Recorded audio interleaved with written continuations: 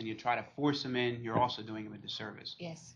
To find out from a man who was in showbiz as a child, who has a son now who's a star on his own, and I don't know what you say when you do an introduction like this. I am honored and privileged, I guess, really, because it's just a small little show, to have on a major star all over the world. You just say the name, Jerry Lewis. And they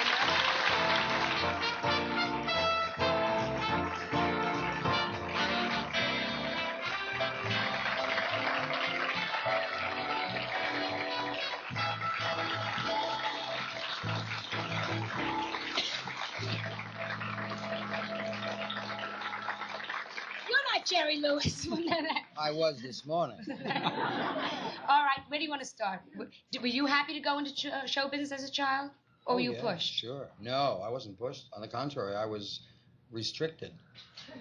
In what sense? Because your parents were in the business. Well, first I was restricted because I was Jewish, but after that restriction,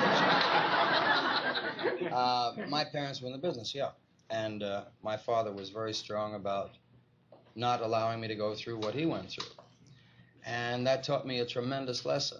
When I hear someone today say, I am a milkman, I don't want my child to be a milkman, the first impression that I get is that he doesn't like what he's doing, and consequently doesn't want to impose that on his child.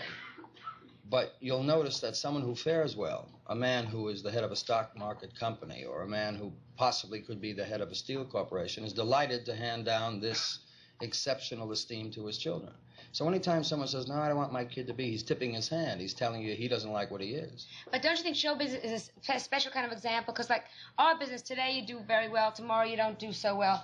And you don't want to bring a child into it unless they really understand. I mean, it's not like a thing. You're a doctor, you establish yourself, you get a clientele together, unless you do something really terrible that you have to, go to Cuba.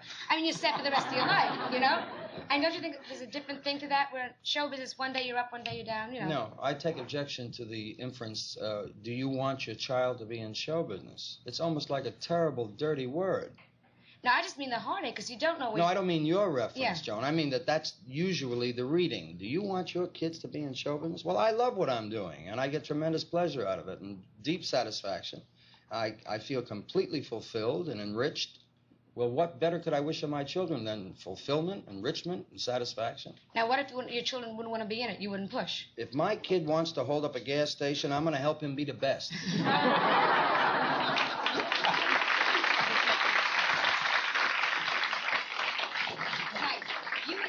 You were saying, Doctor, like, my parents, as long as I can remember, Margaret O'Brien was on the screen, and I was furious, really. And I just, what's she doing up there? And I'm sitting in the Brooklyn cameo with a popsicle. And I was really... Now, my parents held me back. They kept saying, you always hear this, first you go to college, and you get your degree, and then you marry a doctor, and then if you still want it, it's tough.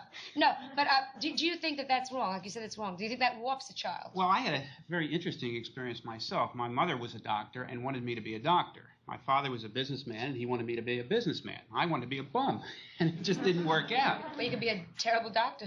Well, what ended up is that when I went to college, what I did was to take a pre-dental course to please my mother, and I was hustling a photography business on the side to please my father, and I was sitting in the bar drinking and writing poetry to please me. And it didn't kind of gel very well. Meanwhile, you wound up a doctor, right? Meanwhile, I wound up a doctor. So Mom was the strong one.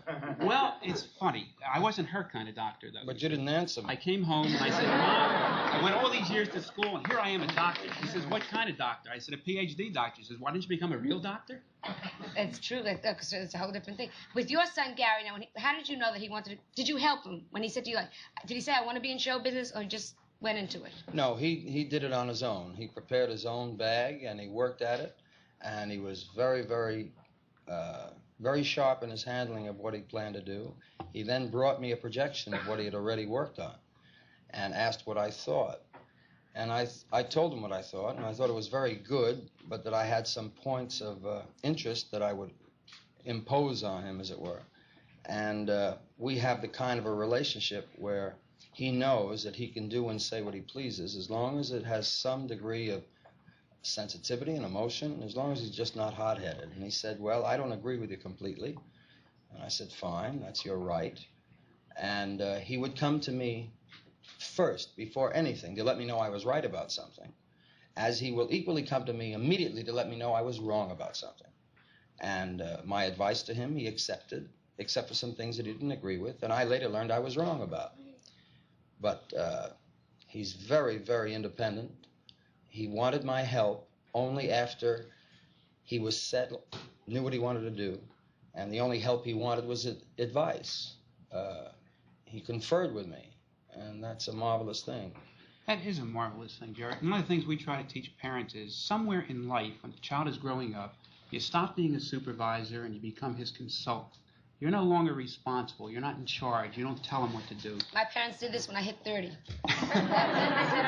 Well, we've had, Patty and I have had a philosophy in raising our children, and we didn't plan on it. It was one of those wonderful, magical things that happen.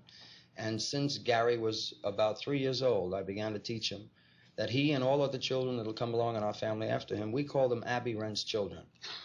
That we have them according to God's will. We have them for 21 years. And in that amount of time, we have to give them all our information, everything we've learned, guide them, hug them plenty, smack them plenty, with yes. a lot of love. Oh, yes. And that at the age of 21, they can do as they damn please. Well, now Gary's 23, and to this very day, from Korea, he writes me letters of information and letters of query. He wants to know what he should do. He chooses to live at home with us. At 18, he could have taken an apartment. He's happy there. He stays at home. He brought his wife and his babies into our home, and he's happy there. And I keep saying to him, you know, you can have your own home. He says, no, boy, what's the rush? It's nice here. She can't cook, and Mom can. Well, the point I wish Edgar had done that. The point is that he had the 21 years going for him, and he didn't take it. And the beauty of this, as far as I'm concerned, is if parents would learn, you can't spoon-feed a child or shove things down their throat because they will not be able, they can't wait till 21 when the ground rules say, I can now escape. Yes. But if you handle it correctly, they don't want to escape. And you always have your children. Now, why did you stop when Jerry said he gave him a lot of loving, he also gave him a lot of spanking? And you went, why? Well, the is because you don't need to. You can get the same results without the hitting. Now, what Jerry A just good whack said, on the rear end? I don't mean, you know. No, you don't need the whack on the rear end, but you do need what Jerry was talking about. And it's interesting because we try to say to a parent, look, you're going to get the kind of child that you manage. You manage them badly, you're harsh, you're cruel, you demand too much, or you're too lenient and you give him too much and he doesn't have to earn his way in life. Well, you're going to get that kind of a child. But if you start out with this very good common sense approach, that what you expect of a child is certain appropriate behavior. He's got to fit into the family. He's a member. You give him some elbow room so he can develop himself. And then you start with a very simple principle. You're not entitled to anything, child. You've got to earn it. If you want to sit at the table with us, you've got to earn the right to be there. If you want to go out with us, you've got to earn the right.